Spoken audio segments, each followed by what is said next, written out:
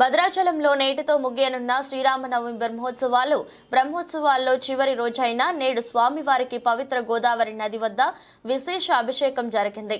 అనంతరం పవిత్ర గోదావరి నదిలో సుదర్శన చక్ర స్నానం ఘనంగా నిర్వహించారు. సాయంత్రం పుష్పయాగంతో బ్రహ్మోత్సవాలు పూర్తి కానున్నాయి.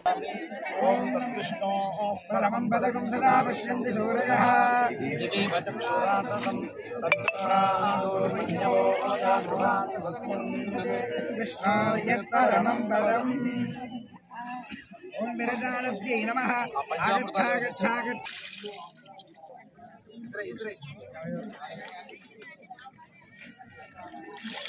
गन्धद्वारान्तराधर्षां नित्यपुष्पाणि श्री महालक्ष्मी ओम नारायणाय विद्महे वासुदेवाय धीमहि तन्नो विष्णुः प्रचोदयात् महादेव्यै च विद्महे विष्णुपत्न्यै च धीमहि तन्नो लक्ष्मीः प्रचोदयात्।